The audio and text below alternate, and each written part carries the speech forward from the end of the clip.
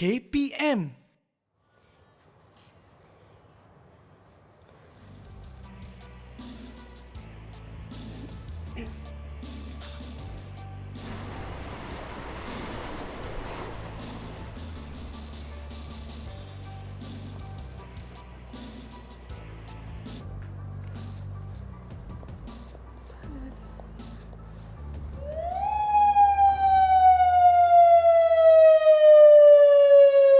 Lari! Cikgu kenapa ni cikgu? Bunyi siren! Cikgu, Itu bunyi apa yang kita siren. kena buat ni cikgu? Okey, so kita tak boleh tunggu dekat tepi pantai.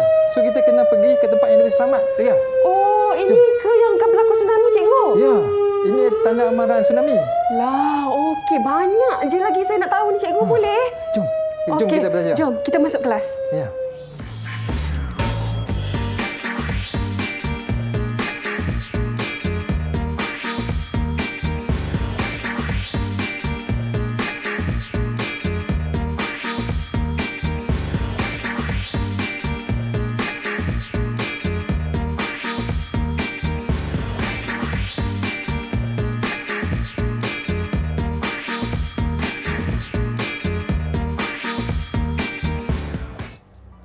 Hai, Assalamualaikum. Salam sejahtera. Anda sedang menyaksikan Didik TV KPM. Hari ini bersama-sama dengan saya Ria selaku hos anda. Apa khabar adik-adik yang berada di rumah? Kak Ria harapkan kita semua dalam keadaan yang sihat sejahtera hendaknya.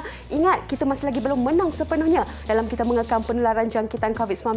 Ayuh tingkatkan lagi amalan kawalan kendiri. Kemana jua kita pergi, apa jua yang kita lakukan. Jangan lupa pakai pelitup muka, face mask anda dengan betul. Penjarakan fizikal kena jaga kita bersama yang lain sekurang-kurangnya 1 meter. Kerap kali juga cuci tangan gunakan air dan juga sabun selama 20 saat dan jangan lupa untuk pakai gel pembasmi kuman sebagai langkah pencegahan. Baik, hari ini slot kita menengah rendah, kita akan belajar mata pelajaran sains. Untuk itu saya ingin mengalu-alukan sekali lagi kedatangan cikgu. Kita ada Cikgu Abdullah Yasir hari ini. Assalamualaikum cikgu. Waalaikumsalam warahmatullahi. Apa khabar cikgu, sihat? Baik. Sihat ya. Okey, cikgu, kalau tadi kita dah pun melakukan satu gimmick cikgu berkaitan dengan tsunami. Mungkin cikgu boleh sebelum itulah kita perkenalkan diri dulu kepada murid-murid yang sedang menonton kita di rumah. Silakan cikgu. Ya, terima kasih Ria. Baik, saya kenalkan diri terlebih dahulu. So nama saya Cikgu Abdullah Yasir bin Muhammad Zain. So saya kini mengajar di SMK Kepong Baru, mengajar subjek sains dan pengalaman saya mengajar selama 13 tahun. Okey cikgu, sebut pasal gimmick tadi di awal permulaan jamnya, mungkin ada kaitankah dengan kita punya topik pada hari ini cikgu? Ya. Sebenarnya topik yang kita akan belajar pada hari ini adalah berkaitan tentang jurubencana. So hari ini salah satu daripada gimmick tadi ia adalah tsunami, iaitu salah satu daripada jurubencana yang kita akan belajar hari ini. So mari kita tengok kita punya Okey, baik, tajuk, sebelum kita memulakan standard pembelajaran kita pada hari ini cikgu, mungkin cikgu boleh mengamalkan dahulu SOP cikgu. Oh, ya, betul. Kita Ya. kena sanitasi tangan, gunakan gel pembasmi kuman. Okey, ini semua adalah langkah pencegahan untuk kita elakkan penularan jangkitan COVID-19. Baik cikgu, kita teruskan dengan standard pembelajaran kita pada hari ini. Silakan Baik. cikgu. So hari ini kita akan belajar tentang tajuk fenomena jurubencana. Jadi kita tengok dulu apa dia hasil pembelajaran. So kita akan belajar tentang pada akhir siaran kita murid dapat menyatakan contoh-contoh jurubencana yang berlaku di Malaysia dan juga di dunia. Okey, yang kedua adalah menerangkan bagaimana jurubencana itu berlaku dan faktor-faktor yang mempengaruhinya. Dan yang ketiga adalah menerangkan penggunaan sains dan teknologi untuk menentukan kita nak meramal jurubencana tu, so kita menggunakan sains dan teknologi. Dan yang keempat adalah menyedari bahawa bencana alam itu memberi impak kepada alam sekitar. Dan mungkin cikgu kita nak tahu jugalah apa dia puncanya berlaku jurubencana cikgu, seperti gempa bumi, tsunami dan sebagainya. Okey, so kita lihat di sini ya. Kita lihat apa yang dimaksudkan dengan fenomena jurubencana tu ialah kesan daripada faktor kita panggil proses endogen. Proses endogen ni adalah kejadian pergerakan plat tektonik dan juga gempa bumi, dan vulkanisme. So dia menyebabkan semua faktor-faktor ini dia menyebabkan geobencana. Okey. Dan saya pasti bila berlakunya geobencana ni cikgu, apa yang kita perlu lakukan? Kalau kita ambil contohnya tadi sebagai anda kata berlakunya tsunami. Okey, untuk langkah yang perlu kita ambil untuk kita tidak orang kata rasa panik kan. Macam Ria tadi Ria panik, tapi cikgu dah pun memberitahu salah satu caranya cikgu. Mungkin cikgu boleh berkongsi sekali lagi anda kata berlakunya bencana, apa yang kita perlu lakukan? Tapi sebenarnya apa yang tindakan Ria tadi yang paling penting sekali adalah tenang dulu. Maksudnya Ria telah melakukan benda yang paling penting, iaitu tenang.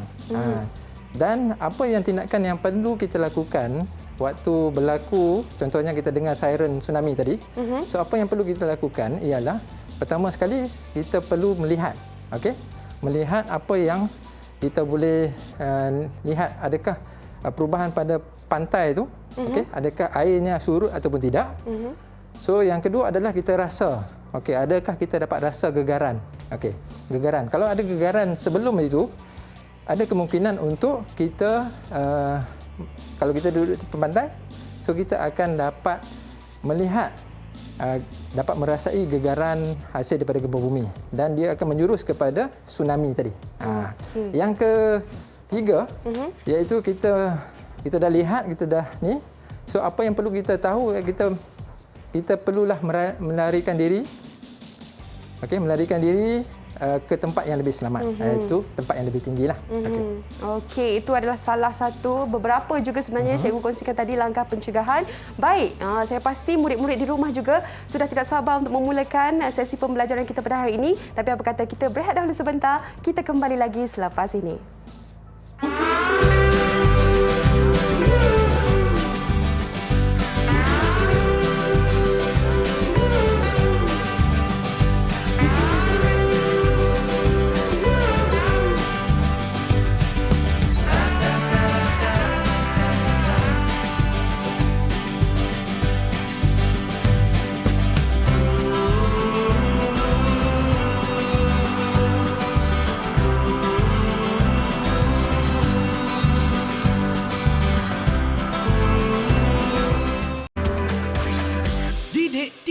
KPM. Kembali bersama dia dalam Didik TV KPM. Apa khabar adik-adik yang berada di rumah? Terima kasih kerana menonton kami dan yang pastinya bersama Kak Ria hari ini kita dalam slot menengah rendah untuk subjek sains dan kita punya topik adalah mengenai fenomena geobencana. Saya bersama-sama dengan Cikgu Yasir. Baik Cikgu, mungkin Cikgu boleh terangkan dahulu jenis-jenis geobencana yang ada Cikgu. Sebab saya tahu tadi tsunami. Dan yang keduanya, silakan Cikgu. Terima kasih ya. So kita tengok pada jenis-jenis geobencana terlebih dahulu. So yang pertama sekali adalah gempa bumi lah. So gempa bumi adalah geobencana yang pertama. Okey. Diikuti dengan vulkanisme ataupun dalam bahasa yang kita panggil, yang mudahnya orang panggil letusan gunung berapi. Okey. Yang ketiga adalah pemanasan global. So pemanasan global pun dikira sebagai geobencana. Dan yang keempat adalah tsunami yang kita bincangkan tadi. Yang kelima adalah tanah runtuh. Okey, tanah runtuh pun dikira sebagai geobencana. Okey, ini adalah lubang benam. Okey, lubang benam. Dan ini adalah tanah jelus. Tanah jelus, okey, bergantung kepada jenis tanah lah. So kadang-kadang dia adalah pasir, pasir jelus. So dikira sebagai tanah juga. Okey. Okey, yang seterusnya adalah hujan asid. Ini adalah contoh-contoh geobencana yang kita ada. Okey. Baik, dan mungkin cikgu nak menunjukkan kita punya simulasi menggunakan model di hadapan cikgu. Okey, saya akan nak tunjukkan simulasi untuk dua jenis geobencana, iaitu ini adalah okey, boleh nampak, kalau boleh nampak, dia boleh nampak ini adalah tanah jelus. Tanah jelus. Tanah jelus yang mana pada permukaannya dia nampak macam tanah biasa. Tapi apabila contohnya kita ambil satu ni lah sebagai contoh simulasi Optimus Prime ni. So kalau dia pijak, dia pijak pada asalnya dia pejal. Tapi apabila dia dibiarkan, so dia sebenarnya dia akan turun ataupun semakin tenggelam ke bawah disebabkan oleh struktur tanah di bawahnya, menyebabkan Optimus Prime ni dia boleh dia akan ke dalam macam ke tu. dalam. Okey cikgu, dan saya macam berminat, anda kata murid-murid di rumah juga ingin melakukan ujian simulasi ini di rumah, apa yang mereka perlukan? Okey. Ini adalah bahan-bahan semua yang untuk buat tanah jelus, simulasi tanah jelus ni sebenarnya semua ada di rumah. Tapi minta kebenaran ibu bapa terlebih dahulu untuk nak buat.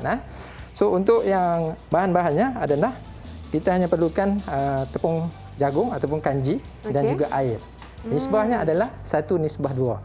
1:2 maksudnya air itu 1, tepung kanjinya adalah 2. Okey. So dia punya 1 cawan air, 2 cawan tepung kanji. So dia akan jadi macam kita panggil bahan ni adalah bendali bukan Newton. Okey. So bila kita tekan kuat-kuat ni dia tak tenggelam. Tapi bila kita dibiarkan dia akan ke dalam. Dia akan tenggelam. Itu adalah bendali bukan Newton lah. Okey, saya pasti adik-adik boleh lakukan di rumah dan sememangnya inilah kalau kita nak melihat cikgu. Simulasi tanah jelus. Tanah jelus. Sangat bahaya cikgu. Ya, ini adalah boleh tahu tak biasanya berlaku di mana kejadian tanah jelus ni cikgu? Okey, dia bergantung kepada faktor-faktor di mana struktur tanah tu dia boleh jadi tanah jelus apabila dia ada 3 faktor. Yang pertama adalah jika ada gempa bumi sedikit, gegaran hasil daripada gempa bumi, so dia boleh jadi tanah jelus. Yang kedua adalah struktur tanah yang di bawah dia ada kosong.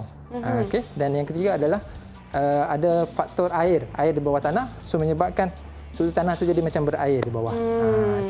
Okey, seterusnya cikgu. Okey, so yang kedua adalah kita akan buat simulasi untuk lubang benam. Okey.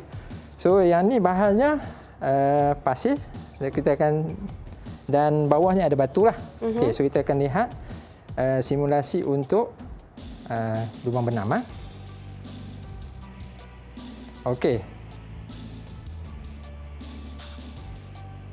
Baik. So lubang benam disebab biasanya terjadi, okey, so kalau dapat dilihat di sini, okey, di bahagian tengah tu dia jadi macam lebih rendah, okey, disebabkan oleh air ni melarutkan batu yang ada di dalam. Okey, batu yang di tengah ni dia melarut sehingga menyebabkan struktur tu ada kekosongan disebabkan oleh air yang melarutkan batu yang ada di dalam struktur tanah. Ini adalah contoh lubang benam. Okey. Baik, seterusnya ada lagi cikgu? Tak ada. Okey, dan mungkin cikgu boleh terangkan di sini mengenai geobencana seterusnya cikgu? Okey. So untuk bagaimana berlakunya geobencana ni adalah disebabkan oleh, kita tengok okey, gempa bumi ni disebabkan oleh pertembungan kerak bumi. Okey, pertembungan kerak bumi yang mana kita ada plak tektonik di antara satu sama lain. Okey, dia sentiasa bergerak. Dan untuk pengetahuan Ria dengan murid-murid di rumah, sebenarnya gempa bumi ni berlaku setiap hari. Cuma lokasinya berbeza dan adakah bergantung kepada magnitude. Contoh kalau magnitude dia kecil, so dia tak memberi kesan, kita tak dapat rasa sangat. Tapi sebenarnya gempa bumi itu berlaku setiap hari. So kalau untuk yang tu kita boleh tengok untuk maklumat gempa bumi ini, kita boleh dapatkan maklumat tu daripada Jabatan Meteorologi Malaysia. Dia ada sediakan semua maklumat tu di laman web Jabatan Meteorologi Malaysia. Okey, seterusnya adalah tsunami. Tsunami ini tadi kita tengok pada faktor-faktor yang menyebabkan tsunami adalah melalui letusan gunung berapi di bawah laut, gempa bumi dan juga tanah runtuh di bawah laut. So itu adalah faktor-faktor yang menyebabkan tsunami. Ini adalah vulkanisme. So dekat ni saya dapatkan sumber ni daripada buku geografi tingkatan 1. Okey. So sebenarnya dia disebabkan oleh pergerakan plak tektonik yang menyebabkan letusan gunung berapi ataupun vulkanisme ini berlaku. Dan mungkin ada satu video cikgu nak tunjukkan kepada murid-murid. Saya ada video yang nak tunjukkan. So kita lihat kepada video. Okey. Ini adalah contoh. Okey, so ini adalah video gempa bumi yang berlaku di Jepun pada 2011. berkekuatan magnitude dia adalah 9 skala Richter. Okey. So dia gempa bumi ini dia menyebabkan banyak kerosakan yang berlaku di sanalah. Okey. So kita dapat lihat di situ. So ini juga gempa bumi yang berlaku di Jepun lah. Kejadian yang sama. Okey, pada 9 skala Richter cikgu. Ya, 9 skala Richter tu besarlah. Dan ini juga kejadian selepas gempa bumi 9 skala Richter tu menyebabkan tsunami. So ini adalah selepas gempa bumi tersebut, dia berlakulah kejadian geobencana seterusnya iaitu tsunami. Dan kalau kita dapat perhatikan pada awalnya di bahagian tepi jalan raya tu telah dibuat benteng tsunami. Tapi tsunami itu melepasi daripada benteng tersebut. So kapal semua dibawa masuk ke daratan. Dan ini apa yang berlaku pada akhirnya. Okay. Dan kalau tadi cikgu ada bagi tahu selepas saja gempa bumi diselangi dengan tsunami, adakah itu berantai ataupun mengambil masa juga untuk diteruskan dengan geobencana yang kedua, cikgu? Bagus soalan dia tu. Okey, kebiasaannya gempa bumi kalau dia berlaku kita tengok faktor tsunami tadi, jika gempa bumi itu berlaku di laut ataupun di dasar di bahagian laut, dia berkemungkinan ada amaran ataupun ancaman tsunami. Tapi jika berlaku di kawasan yang jauh daripada kawasan daratan, tsunami itu dia kurang sedikit. Okey, so yang ni adalah video vulkanisme tadi ya. Okey, cikgu, dan vulkanisme. Cikgu sampai tersasar saya. Okey, mungkin boleh cikgu terangkan penyebab kepada kejadian itu, cikgu. Okey, so yang vulkanisme tadi kita yang ni dia disebabkan oleh pergerakan plak tektonik. Pergerakan plak tektonik, kalau Ria tengok di bahagian tu dia ada dua plak tektonik yang bersentuhan. Okey, yang itu adalah dua plak tektonik yang saling bergerak dan menolak antara sama, dia akan bertembung tu. So dia akan memaksa zon benam tadi, memaksa magma tu keluar dan memuntahkan lava keluar daripada gunung berapi tu. Okey, itulah penyebab terjadinya vulkanisme. Okey, cikgu, kita teruskan, cikgu. Okey, baik. Seterusnya kita tengok kepada geobencana yang seterusnya iaitu tanah runtuh. So tanah runtuh ni dia disebabkan oleh pembangunan, terjadi disebabkan struktur tanah tu dia berubah. Okey, dan kesan kepada pembangunan dan juga pembangunan yang dibuat oleh manusia, dia menyebabkan kesan graviti yang ada di bahagian cerun, dia akan menarik dan menyebabkan tanah runtuh ni. Okey. Okey, seterusnya adalah lubang benam yang saya tunjukkan tadi, Ria. Okey. Dan murid-murid, lubang benam ni adalah disebabkan oleh gangguan pada struktur tanah dan juga mineral pada batu larut. Okey. So apabila air itu lalu, dia akan menyebabkan batu larut tu dia akan melarut dan menyebabkan kawasan tu akan jadi lopong. Okey, seterusnya hujan asid. Tadi hujan asid kan. Biasanya hujan asid ni disebabkan oleh aktiviti manusia, iaitu semua orang kita ada kenderaan. Dan kita memerlukan elektrik. So hasil daripada dua aktiviti ini dia menyebabkan kita membakar bahan api fosil, yang mana bahan api fosil ini dia akan membebaskan gas-gas yang menyumbang kepada hujan asid. Okey. Okey, seterusnya, cikgu. Okey. Baik, so saya dah terangkan. Okey, apa kata saya nak uji Ria soalan.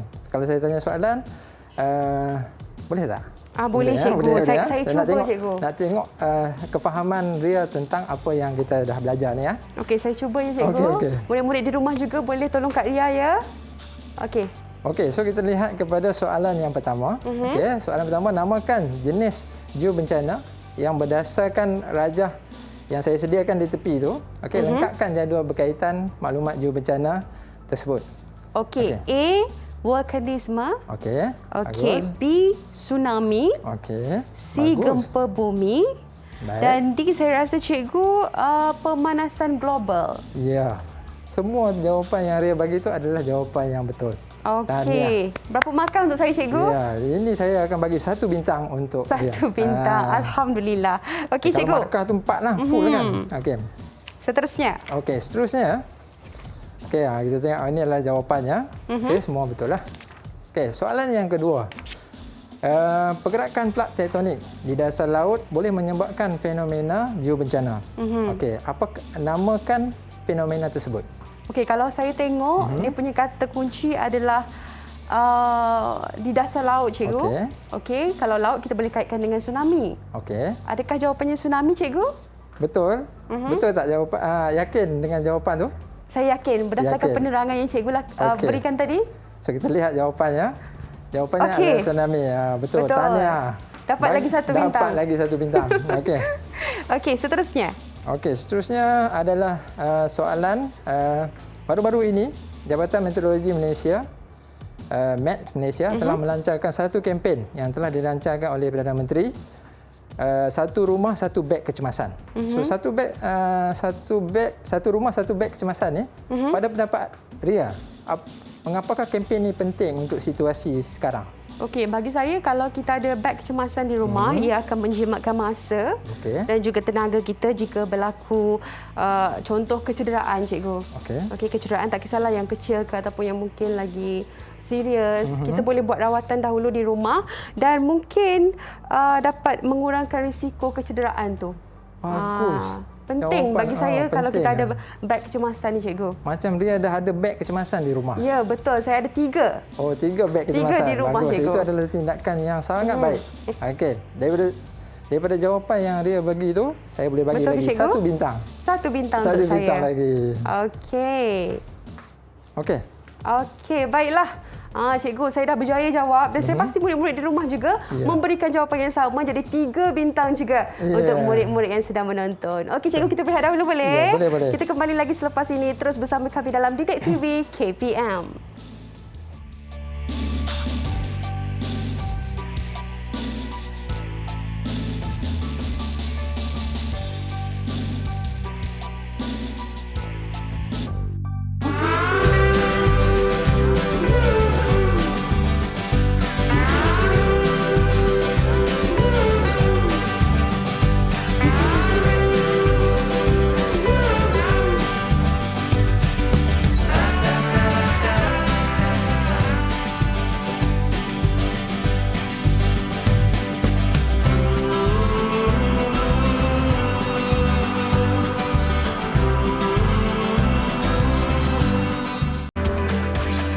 Didik TV KPM. Anda kembali menyaksikan Didik TV KPM bersama-sama dengan saya Ria dan juga kita ada di studio iaitu Cikgu Abdullah Yasir untuk kita punya slot menengah rendah bagi subjek hari ini sains fenomena geobencana. Baik cikgu, saya pasti murid-murid di rumah sudah pun mendapatkan ilmu yang sangat-sangat orang kata berguna hari ini sebab saya pasti untuk topik pada hari ini adalah apa yang berlaku di sekeliling kita, cikgu. Jadi kita kenalah mengambil langkah berjaga-jaga andai kata salah satu geobencana terjadi, kita tahu apa yang perlu kita lakukan. Baik, cikgu, kita teruskan dengan sesi pembelajaran kita. Silakan. So, seterusnya kita akan melihat kepada penggunaan sains dan teknologi untuk menghadapi bencana. Okey, so kita akan lihat kepada penggunaan alat-alat yang kita gunakan untuk mengesan geobencana. Okey, yang pertama sekali adalah alat untuk mengesan gempa bumi. Okey. So di sini kita ada seismograf ataupun seismometer yang mana kita akan gunakan alat ini untuk mengesan gempa bumi. Okey, yang kedua adalah alat untuk mengesan tsunami. Okey, yang ini diletakkan di kawasan laut supaya kita dapat mengesan jika ada gelombang yang besar, so kita akan dapat mengesan gelombang tersebut sebelum sampai ke daratan. Okey. Okey, ini adalah alat pengesan tanah runtuh yang mana diletakkan di bahagian bukit dan cerun.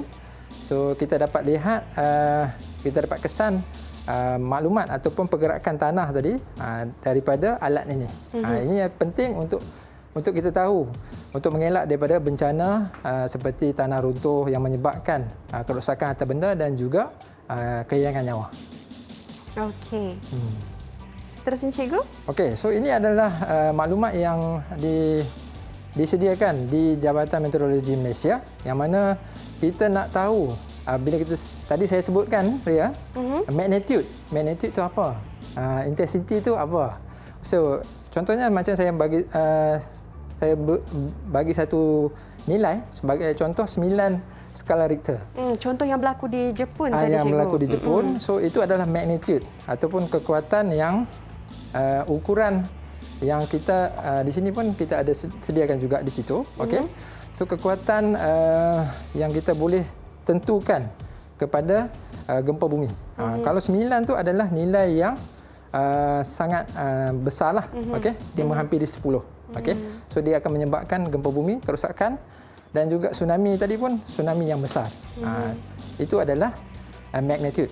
Intensity pula, so kita lihat di sini dia. Okey. So kita dapat katakan di sini intensity ini adalah satu nombor yang kita katakan dalam angka Roman. Okey, 1 2 3 4 kan, bagi menjelaskan kesan sesuatu gempa bumi di sesuatu tempat. Itu adalah intensity. Okey. So kita tengok dekat ni. So ini adalah penentuan awal kejadian gempa bumi sebanyak 358,214 kejadian gempa bumi daripada 1963 sehinggalah 1998. So kalau kita dapat lihat dia punya pattern ataupun pola kejadian gempa bumi, semua kalau kita lihat pada graf bawah ni, okey, gambar ni, semua menunjukkan plat tektonik. Kebanyakan yang berlaku di plat tektonik. Daripada situ kita boleh anggarkan ataupun kita boleh agak sebenarnya banyak kes tu berlaku di pertembungan antara dua plat tektonik. Okey, so kita sambung. Okey, so apa yang kita perlu lakukan sewaktu gempa bumi berlaku? Okey, so langkah yang pertama adalah kita sebelum gempa bumi, so kita perlulah memeriksa tahap keselamatan dan memastikan punca-punca bahaya seperti objek yang mudah jatuh, so kita elakkan. Itu yang sebelum. Langkah sebelum yang kedua adalah kita rancang keselamatan dengan cara pelan kecemasan dan juga pelan komunikasi semasa kecemasan. Itu langkah yang kedua. Dan yang ketiga, kita menyediakan beg keselamatan dan letak di tempat-tempat yang strategik. Di tempat yang mudah dicapai lah. Jangan simpan dalam store dia. So letakkan di tempat-tempat yang mudah untuk dicapai. Dan yang keempat, kita minimumkan impak kewangan dengan cara kita menyusun dan menyimpan dokumen-dokumen penting dan kita mendapatkan insurans untuk kediaman kita. Jika berlaku, so kita ada perlindungan daripada kita tak perlu keluar duit kita sendirian. So kita ada insurans ataupun takaful. Okey, itu adalah langkah-langkah ya cikgu. Ya. Sebelum berlakunya gempa bumi. Okey. Seterusnya cikgu, silakan. Ya. Baik. Itu yang sebelum. Sekarang kita tengok kepada semasa pula. Jika berlaku gempa bumi, so apa yang perlu kita lakukan adalah kita berlindung dengan cara kita tunduk dan carilah tempat-tempat yang kita boleh bertahan. Sebagai contohnya bawah meja ni. Kalau bawah meja Ria tu agak-agak boleh tak? Rasa macam bergegar ni cikgu. Saya takut tak kukuh. Tak kukuh. Cuba cari meja yang lebih kukuh supaya kita dapat berlindung. Sebab gempa bumi ni tidak boleh membunuh, tapi barang-barang disebabkan oleh bahan-bahan lain yang menyebabkan jatuh kena menimpa kita, so itu yang menyebabkan kecederaan. Cikgu, adakah kalau berlakunya gempa bumi sebaiknya kita berlindung di dalam bangunan ke di luar bangunan? Okey, soalan yang bagus tu. Okey, jika kita berada di dalam bangunan, okey, kalau jarak antara jalan keluar, okey, tempat keluarnya jauh, so lebih baik kita berlindung di dalam. Contohnya macam kita duduk di apartmen. Kita nak berlumba-lumba turun boleh menyebabkan kecederaan. So apa yang kita boleh buat, kita berlindung dulu di kediaman kita. Kita berlindung, kita cari tempat yang kukuh, yang kita yakin agak kukuh. So kita berlindung di situ terlebih dahulu. Okey.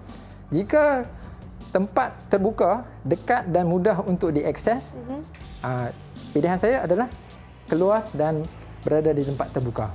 Itu yang sebaiknya. Okey. Seterusnya? Okey, seterusnya adalah kita meningkatkan keselamatan dengan cara kita evacuate. Dengan cara kita evacuate yang saya maklumkan tadi lah. Okey, jika kawasan tu dia mudah diakses, tempat terbuka, so kita boleh keluar dan berada di tempat terbuka. Jika gempa bumi itu berlarutan, so kita perlu bergerak. Contohnya dia dah berkurangan, gegaran tu, so kita boleh ambil langkah iaitu kita keluar pergi cari tempat yang lebih selamat. Dan selepas adalah tindakan selepas gempa bumi adalah baik pulih kerosakan, yang kita boleh buat pemeriksaan dan kita boleh dapatkan bantuan daripada komuniti ataupun kerajaan lah, untuk membantu kita untuk membaik pulih selepas gempa bumi. Itu yang kata berlaku disarankan. Kecederaan ataupun kerosakan, ya cikgu. Okey, seterusnya. Baik, so kita lihat kepada proses amaran tsunami, iaitu kita panggil sistem amaran awal tsunami kebangsaan Malaysia. Okey. So ini adalah cara bagaimana proses amaran tsunami di Malaysia dijalankan, iaitu melalui data yang dikutip daripada kita panggil tolok pasang surut yang diletakkan di tepi pantai dan juga CCTV yang diletakkan di tepi pantai. So kita dapatkan data daripada situ. Okey. Daripada data yang diperolehi, data itu akan dihantar ke pusat untuk diproses melalui software dan dinilai menggunakan aplikasi. Dan jika nilai ataupun kesannya besar, so dia perlu disebarkan ataupun dimaklumkan kepada rakyat ataupun orang ramai, so untuk tindakan yang seterusnya. Tapi jika kesannya tidak memberi kesan, dalam keadaan selamat, so hanya sekadar sebaran sahaja. Okey, ini adalah komponen sistem amaran awal SAT-NM. So dia mengumpulkan data melalui rangkaian seismik, tolok pasang surut, CCTV. So semua ini adalah alat yang digunakan untuk mengumpul data, dan prosesnya adalah menggunakan aplikasi dan perisian. Kita ada perisian seismik, ADMIS dan Tide Pool Tool, dan banyak lagi tu DMS dan ShakeMap. So hasil daripada situ dia akan mengeluarkan output, yang mana output ni bergantung, dia akan dikeluarkan dalam tempoh masa kurang daripada 10 minit, iaitu 8 minit lah. Untuk amaran tsunami.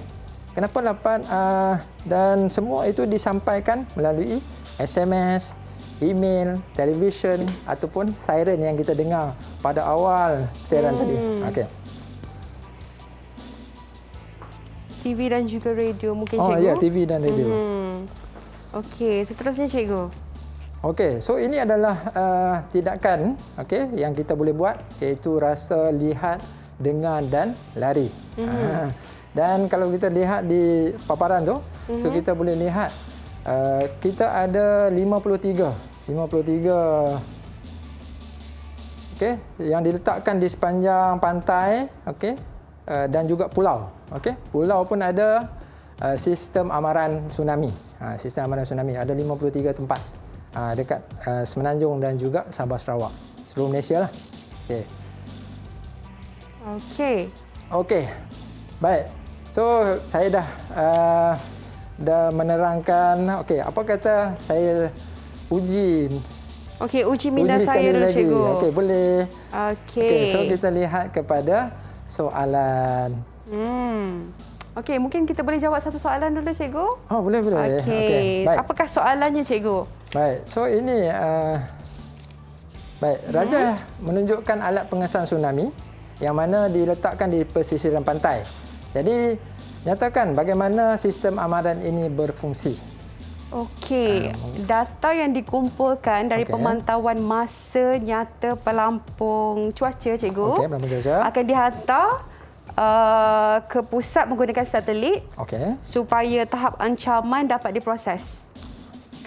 Okey, dan lepas tu selepas dianalisis, orang ramai akan dimaklumkan dengan keadaan segera seperti yang cikgu bagi tahu tadi melalui televisyen, radio, siren seperti di awal tadi itu juga, dan itu menandakan amaran tsunami dah dikeluarkan. Bagus. Saya menunggu-nunggu juga yang siren tadi ni. Jadi jawapan yang diberikan memang lengkap dan padat. Memang betul lah semua. Jadi untuk tu soalan saya bagi 1 bintang lagi. Kalau tidak nak bagi bintang banyak lagi, tapi 1 soalan dulu kan? Satu. Satu dulu. Okey, soalan seterusnya cikgu. Ada lagi untuk saya cikgu? Kalau itu saya bagi lagi 1 soalan lah. Okey, sistem amaran awal bencana akan mengesan, menilai seperti yang dimaklumkan tadi, menghebahkan kepada umum. Okey. Ancaman dalam masa kurang daripada 10 minit. Okey, kenapa? Jelaskan mengapa amaran ini perlu disampaikan dengan pantas. Kenapa kurang daripada 10 minit? Okey, saya pasti bila amaran dah dikeluarkan, ia adalah memberi peluang kepada orang ramai, cikgu, untuk satu, menyelamatkan diri, yang keduanya, kita nak kurangkan risiko kerosakan dan juga kehilangan nyawa. Bagus. Itu jawapan yang tuntas. Tuntas dan tepat. Betul, cikgu? Betul. Okey, kita tengok jawapannya betul ke, cikgu? Kita tengok jawapan, tengok. Okey, amaran yang dikeluarkan untuk memberi peluang. Betul lah macam yang dikatakan tadi. So, ramai-ramai menyelamatkan diri dan mengurangkan risiko kerosakan dan kehilangan nyawa. Berapa bintang untuk saya, cikgu? Saya bagi 1 bintang lagi. 1 bintang lagi. Dan saya pasti murid-murid di rumah juga dapat bintang juga daripada Cikgu Yasir untuk hari ini. Sebelum tu, kita rehat dulu, boleh, cikgu? Boleh. Kita akan belajar lagi lepas ni. Adik-adik jangan ke mana-mana. Terus bersama kami dalam Didik TV KPM.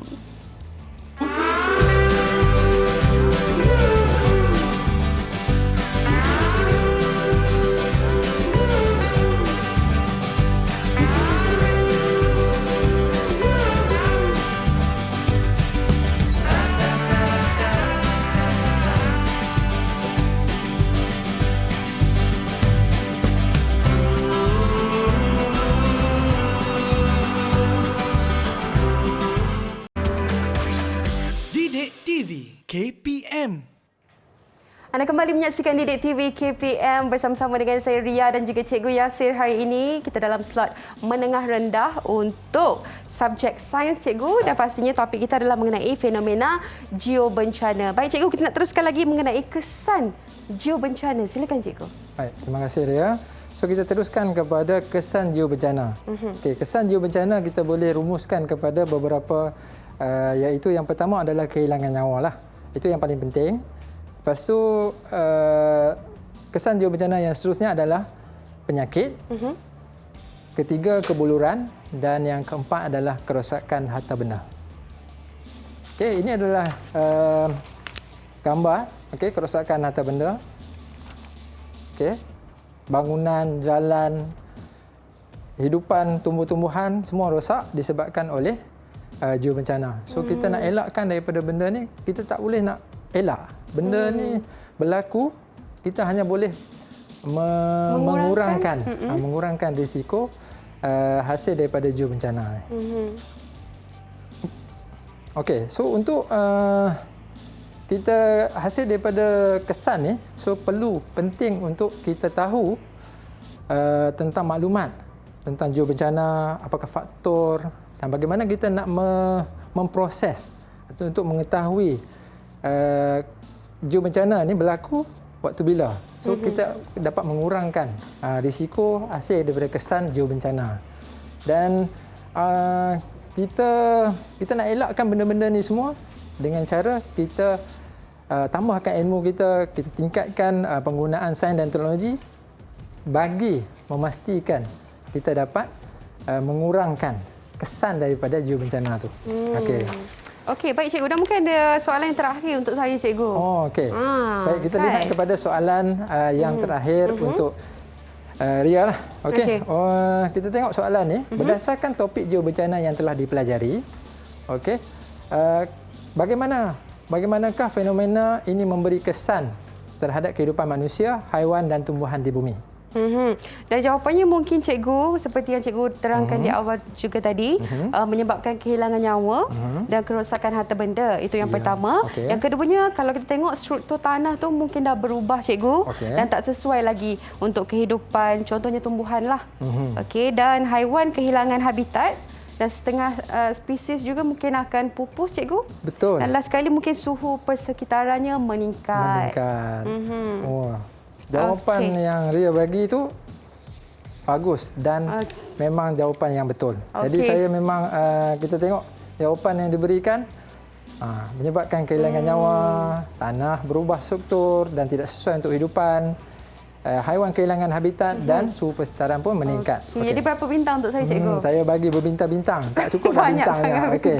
Okey, dan mungkin yang terakhir kalinya cikgu, rumusanlah mengenai sesi pembelajaran kita pada hari ini. Silakan Cikgu Yasir. Baik, so untuk rumusan kita perlulah mengetahui sebenarnya geobencana ni berlaku disebabkan oleh ada faktor-faktor yang boleh menyebabkan datang daripada kita.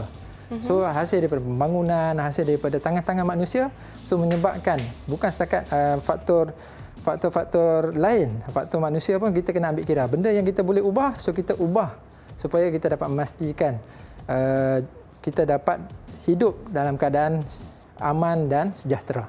Okey, insya-Allah. Tambahan lain cikgu? Ya, untuk Ria lah.